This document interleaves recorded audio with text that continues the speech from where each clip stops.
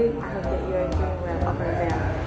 So today I'm gonna talk about gerund, which is I choose that material to explain to you all.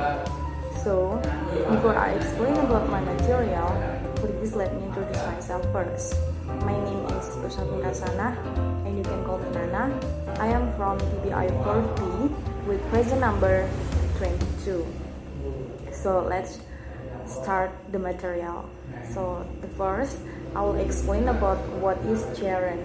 Gerund is a word that ends with "ing," which is formed from a verb and is used as a noun. Maybe simply, we can conclude that gerund is a verb that is to be by giving the suffix "ing." So there are four types of gerund. The first type is gerund as the subject. Gerund can be used as the subject of a sentence. Both simply gerund and gerund plus can be placed in the subject of a sentence. For examples, the first example is listening music is his hobby. And the second sentence is playing tennis is my new interest. Jadi, gerund sebagai subjek, yaitu subjek sejatinya adalah kata benda. Nah, apabila ada verb yang berposisi sebagai subjek, maka verb itu harus dirubah menjadi kata benda atau gerund. Kita bisa menambahkan ing pada kata kerja yang menjadi subjek. And the next, the second types of gerund. There is gerund as the predicate noun. So we can place the gerund in the position of the predicate noun in the sentence, and we can still use simple gerund or gerund phrase. For example, like his main interesting is hunting. Nah, jadi gerund sebagai subjek itu tadi sama halnya dengan poin yang sebelumnya tadi, bahwa jika objek juga terkadang terbentuk oleh kata benda juga. Nah, jika objek kalimat kita adalah jenis kata kerja, maka kita bisa menambahkan ing pada kata kerja tersebut. Seperti contoh yang saya jelaskan tadi. The third types of gerund is gerund as the direct object. The third function, we can place the gerund as a direct object in the sentence. For example, sentence is I like singing, or my mother loves cooking, and they enjoy playing football, and so on. Number 4 type of gerund is gerund as the object of preposition. In this function, the gerund can be placed as the object of a preposition. There are several prepositions that can usually be followed by a gerund, namely at, of, for, in, on, before, after, about, and to. For the example of the sentence is I'm tired of being your girlfriend. And thank you so much for coming. And then we have to finish this task before going home. Nah, jadi kita juga bisa menggunakan gerund sebagai objek preposisi.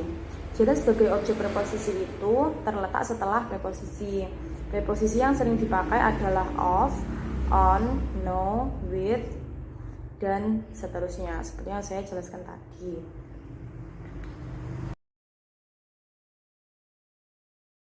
Next, use as an adverb or a positive in a sentence. The first example is you have a bad habit drinking alcohol. And the second example is that difficult work, sawing hardwood, makes him exhausted. And the last example is his hobby, diving, makes his body strong. And the next is used behind the word no. The gerund behind the word no denotes a prohibition or warning which is marked with an exclamation point. And here the formula is no with the gerund. And the example of the sentences such as no speaking, no parking, and the last example is no smoking. And the second function is gerund as head, a word that has the position as described. For example, as in what I have made in the table, the first example from the gerund is stamp collecting. In bahasa we can call by pengumpulan stempel. Collecting here show about the head. And the second example is negative thinking. In bahasa we can call by pikiran yang negatif, and thinking here show about the head. And the last example is problem solving. In bahasa we can call by pemecahan masalah, and here the solving show about the head. Next, the gerund is behind a possessive adjective or a possessive noun. And the first example is his coming make me happy. And the second example is his speaking is not relevant with the fact. And the last example is Juanita's cooking is very delicious. Next, use in phrases or saying. The example of the sentences such as kissing is loving, or maybe saying is believing. Those are some examples of expression that are usually used in the conversation. Next, gerund after certain verbs. These are certain verbs that appear before the use of the gerund, such as admit, appreciate, avoid, consider, continue, defer, delay, deny, so, enjoy, escape, excuse, face, finish, so forgive, imagine, keep, and so on. And the first example is he postponed making a decision. Postpone here show about the certain verb and place before the use of the gerund. And the second example is I don't stop speaking. Stop here show about the certain verb and place before the use of the gerund. And the last example is they enjoy playing Scrabble. Enjoy here show about the certain verb and place before the use of the gerund. Next, gerund after a certain group of words or phrase. The example of phrase are as in the following table. The first example is it's no use. Usually in bahasa we can call by tidak ada gunanya. And the second example is there is no harm in. In bahasa we can call by tidak ada ruginya. And the next example is would you mind? In bahasa we can call by apakah kamu tidak keberatan? And the last example is have the pleasure of. And in bahasa we can call by senang sekali. And the example of the sentences, the first example is it's no use crying like a baby. It's no use here show about the certain group. And the last example of the sentences is there is no harm in trying. There is no harm in here show about the certain group. The perfect gerund forms is usually used to denote an event that occurred earlier than any other event that followed it. Jadi bentuk perfect gerund biasanya digunakan untuk menunjukkan peristiwa yang terjadi lebih awal dari peristiwa lain yang mengikutinya. Contohnya, he regrets not having taken my advice. Dia menyesal tidak menuruti nasihatku. Lalu, I don't remember having ever promised you that. Aku tidak ingat pernah menjanjikan hal itu padamu. Lalu, she denied having been questioned by the police. Dia menyangkal bahwa dia telah ditanyai oleh polisi. And next, I will explain about the passive gerund. There are two forms of the passive gerund, that is present, for example, being written, being asked, being eaten, and etc.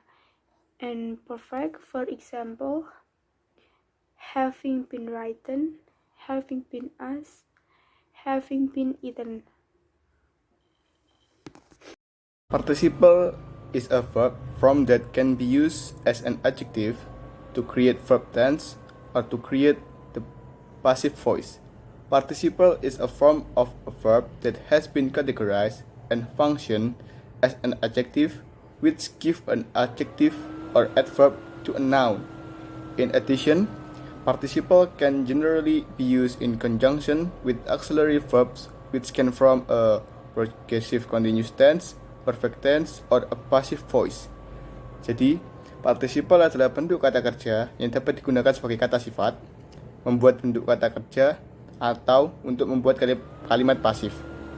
Participle adalah bentuk kata kerja yang telah dikategorikan dan berfungsi sebagai kata sifat yang memberikan kata sifat atau kata keterangan kepada kata benda.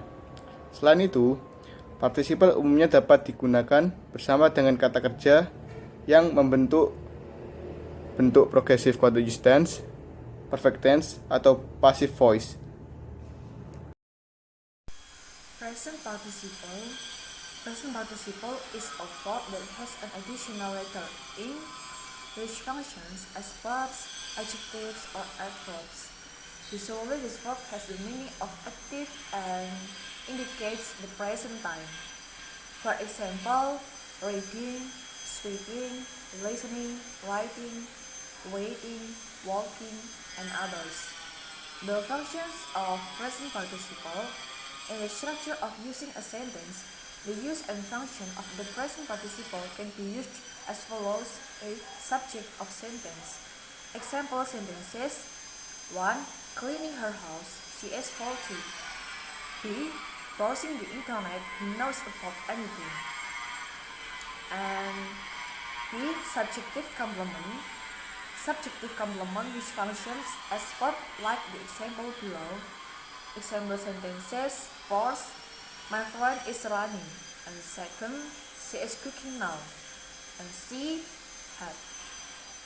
Had which function as an adjective which can be placed behind the word be blah blah blah or not. Example sentences: the girl waving her hand is my friend. The girl who waves her hand is my friend. Jadi, gadis yang sedang melambaikan tangan itu adalah temanku. And the second, I saw the man hitting him. I saw the man who hits him. Aku melihat laki-laki yang sedang memukulnya. And he used as compound nouns or modifier. Present participle function is used as compound nouns or modifier.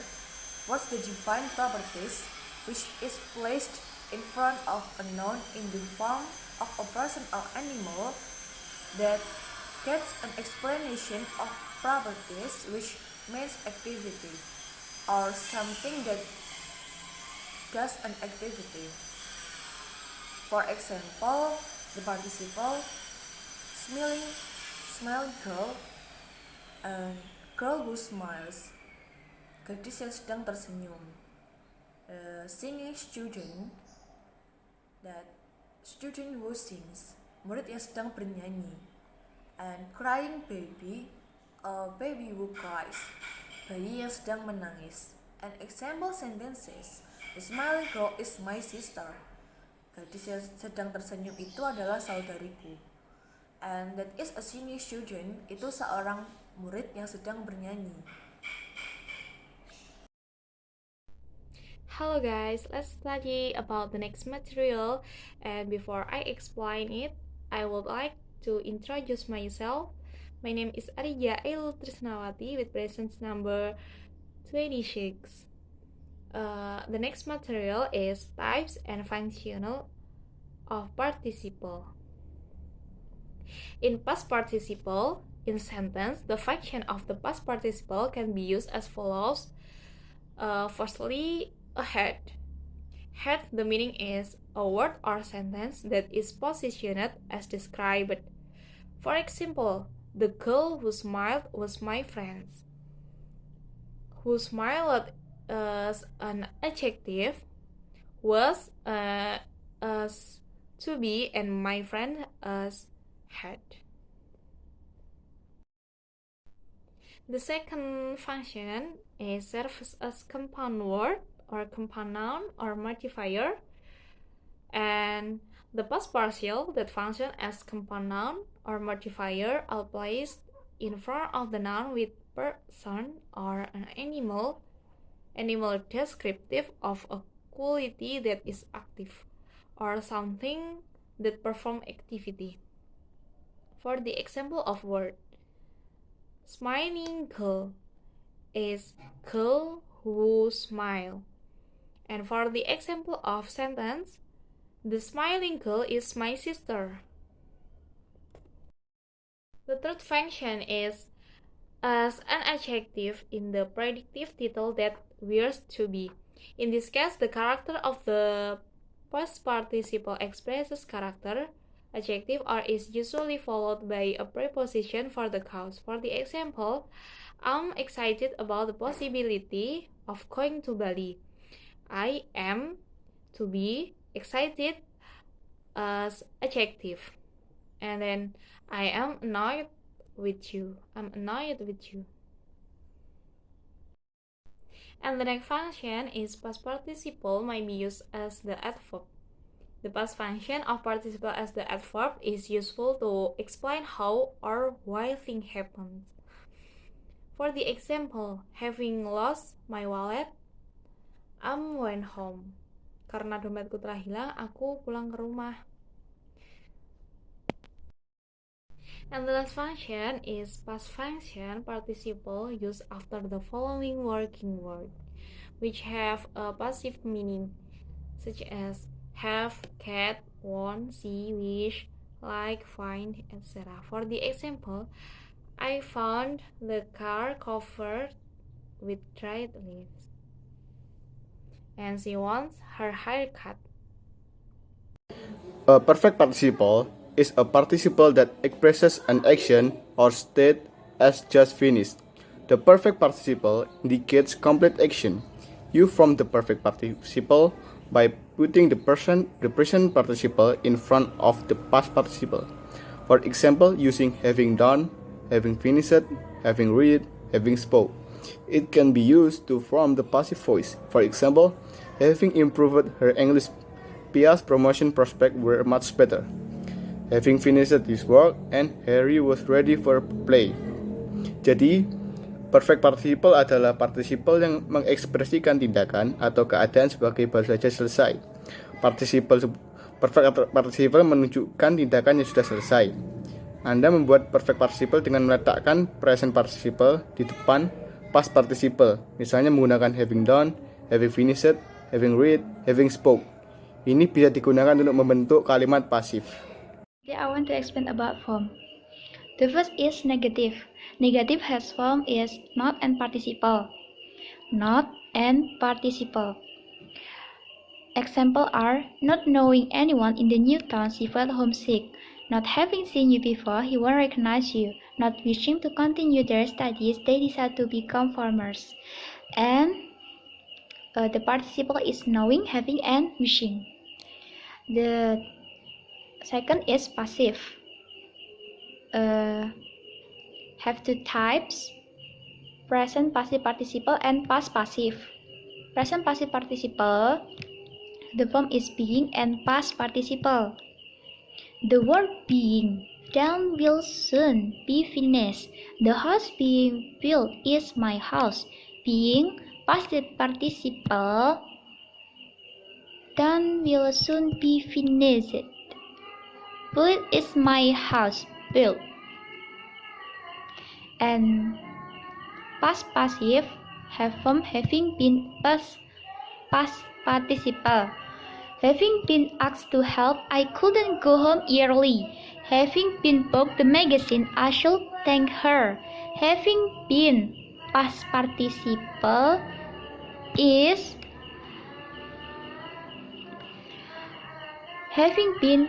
past participle is asked to help and book. Active perfect participle having plus past participle. From Naura has read the novel and then she broke into tears. Having read the novel, she broke into the tears. Having and having plus broke into tears. I have known that he passed the exam. I felt happy. Having known that he passed the exam, I felt happy. I felt happy. And then next is passive perfect participle. Having, been, and past participle but verb 3. Having been plus verb 3. The thief has been seen by the police. The thief ran away. Having been seen. Having been seen by the police, the thief ran away. He has been dismissed from his job. He decided to do private business. Having been dismissed from his job, he decided to do private business. Having been dismissed and having been seen. Thank you. I hope you all understand.